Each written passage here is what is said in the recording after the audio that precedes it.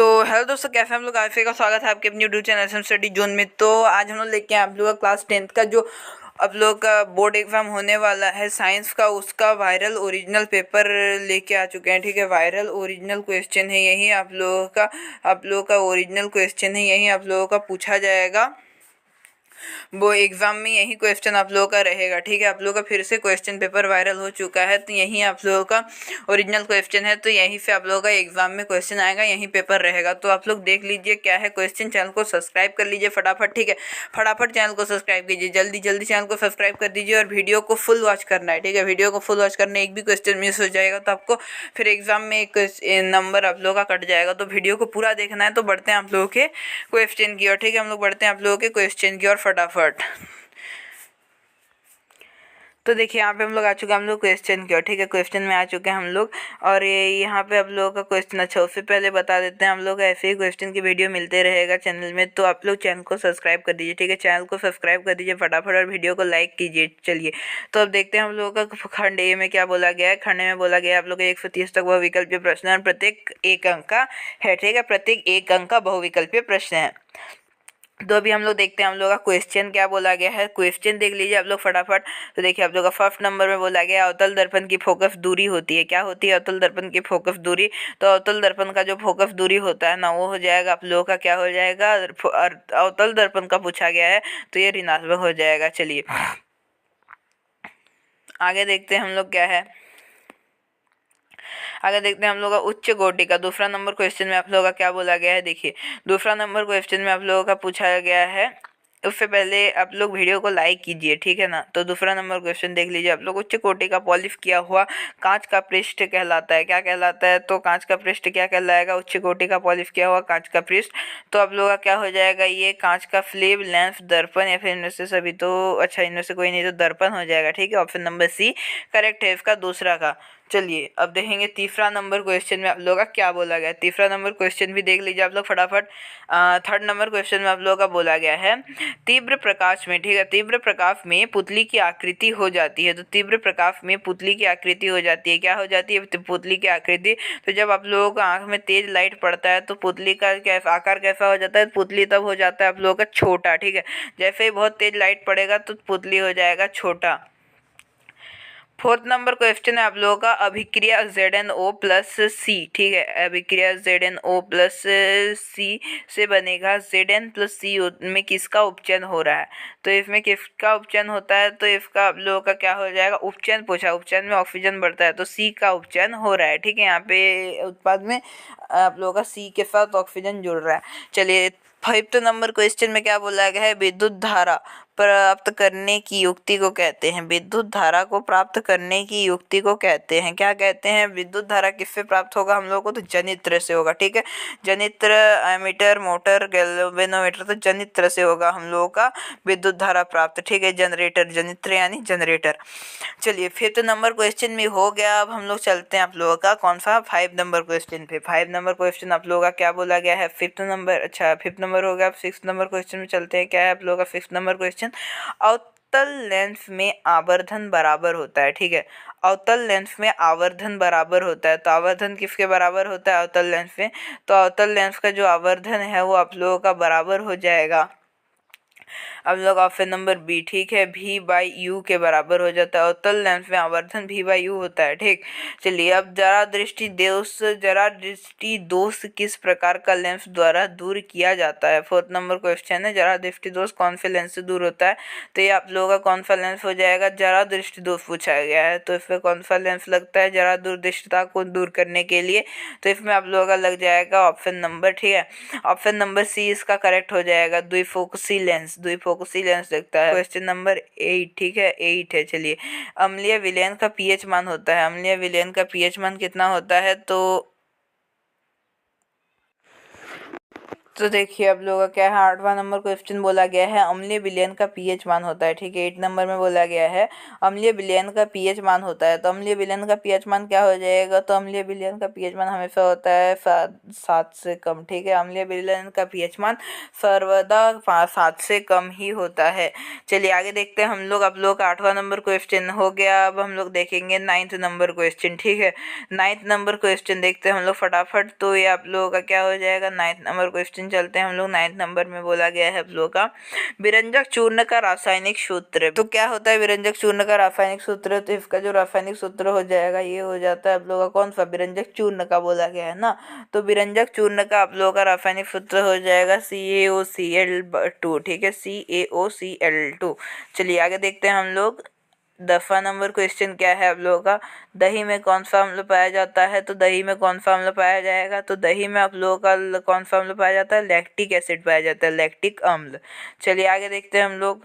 अब लोगों का कौन सा 10वां नंबर क्वेश्चन हो गया। अब हम लोग देखते हैं 11वां नंबर क्वेश्चन। 11वें में क्या बोला गया है आप लोगों का, विभवांतर का एसआई मात्रक होता है। तो विभवांतर का एसआई मात्रक क्या है, तो विभवांतर का जो एसआई मात्रक है वोल्ट, ओम, कूलम या फिर एम्पेयर। क्या होता है विभवांतर का एसआई मात्रक, तो वोल्ट होता है। ठीक है, विभवांतर का एसआई मात्रक वोल्ट। चलिए 11 हो गया। 12वां नंबर क्वेश्चन देख लेते हैं हम लोग फटाफट। 12 नंबर क्वेश्चन में आप लोगों का क्या बोला है गया है हम लोग देख लेते हैं। आप लोगों का ओम देख लीजिए एक बार, हम लोग बता देते हैं ओम आप लोगों का किसका मात्रक होता है, प्रतिरोध का। कूलम होता है विद्युत आवेश का, और आपका ये हो जाएगा एफआई मात्रक, याद कर लीजिए। चलिए अब 12 नंबर है अम्ल में जलीय विलयन में निम्न से कौन उत्पन्न होता है। तो अम्ल के जलीय विलयन में कौन उत्पन्न होता है, तो अम्ल का जो जलीय विलयन है उसमें आप लोग का उत्पन्न होगा H+ आयन। ठीक है, जल के साथ आप लोगों का अम्ल मिलके क्या बनाता है, H+ आयन बनाता है। चलिए आगे देखते हैं हम लोग क्या है। आप लोगों का 13 नंबर क्वेश्चन में पूछा गया है निम्न में से किस धातु का गलनांक सबसे कम है। तो किस धातु का गलनांक सबसे कम पूछा गया है। ठीक है, तो आप लोगों का सबसे कम हो जाएगा Na, सोडियम धातु का गलनांक सबसे कम है। ठीक है, वो तुरंत आग पकड़ लेता है। चलिए 14 नंबर हो जाए। 14 नंबर का क्वेश्चन क्या बोला गया है, एक साधारण प्रिज्म कितने सतहों से घिरा रहता है। ठीक है, एक साधारण प्रिज्म कितने सतहों से घिरा हुआ रहता है।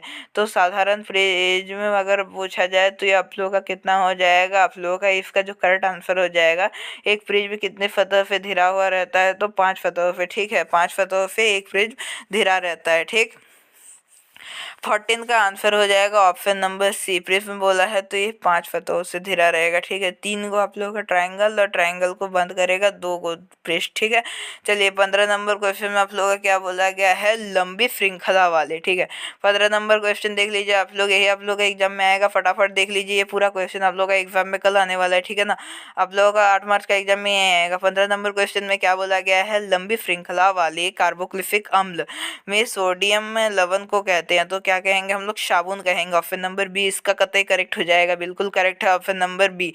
चलिए अब देखेंगे आप लोगों का 15 नंबर हो गया। 16 नंबर देखते हैं हम लोग क्या है। 16 नंबर क्वेश्चन में बोला गया है ओजोन परत का अवक्षय करता है। तो ओजोन परत का अवक्षय कौन करता है, तो ओजोन परत का जो अवक्षय करता है वो करता है आप लोगों का ऑप्शन नंबर कौन सा हो जाएगा, ऑप्शन नंबर ए हो जाएगा। ठीक है, CFA, ओजोन परत का अवक्षय CFC गैस करता है।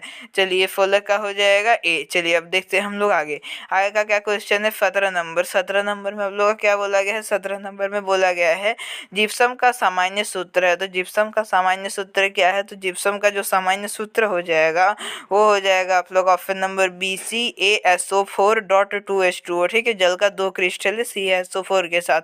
चलिए जिप्सम का ये रासायनिक सूत्र हो गया। अब हम लोग देखेंगे आप लोग 18 नंबर क्वेश्चन, नीला लिटमस पेपर को लाल किस के सॉरी लिटमस पेपर किससे लाल हो जाता है। तो नीला लिटमस पत्र किससे लाल हो जाता है, तो अम्ल से लाल हो जाता है। ठीक है, सभी को पता होगा ये अम्ल से लाल हो जाता है। चलिए आगे देखते हैं हम लोग क्या है। आप लोगों का 19 नंबर क्वेश्चन में बोला गया है लेंस की क्षमता का एसआई मात्रक है। तो लेंस की क्षमता का एसआई मात्रक जो हो जाएगा वो हो जाएगा आप लोगों का डायप्टर। ठीक है, लेंस की क्षमता का एसआई मात्रक हमेशा डायप्टर होता है। ऑप्शन नंबर डी इसका करेक्ट है। चलिए आगे देखते हैं हम लोग 20 नंबर क्वेश्चन देख लेते हैं हम लोग क्या है।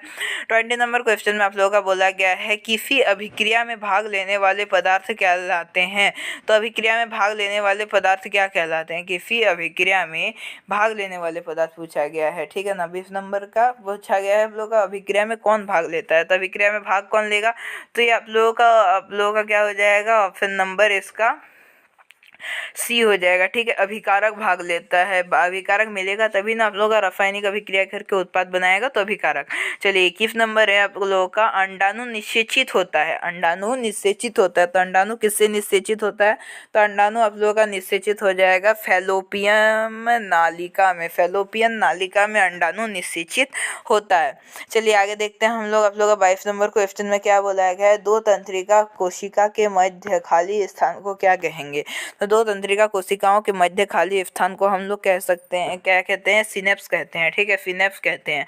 चलिए आगे देखते हैं हम लोग क्या है। 23 नंबर क्वेश्चन, किस में मुकुलन विधि द्वारा जनन होता है? मुकुलन विधि द्वारा किस में जनन होता है? तो मुकुलन हो जाता है आप लोगों का किस में? तो मुकुलन आप लोग पढ़े होंगे हाइड्रा में। हाइड्रा में होता है मुकुलन, ठीक है। मुकुलन विधि समय हाइड्रा में होता है। ऑप्शन नंबर बी 23 का ऑप्शन नंबर बी करेक्ट है। 24 का है, एड्स रोग किसके द्वारा होता है? एड्स रोग किसके द्वारा होता है? तो आप लोग का क्या हो जाएगा? विषाणु, ठीक है। एड्स विषाणु के द्वारा होता है। चलिए आगे देखेंगे हम लोग क्या है आप लोग का क्वेश्चन।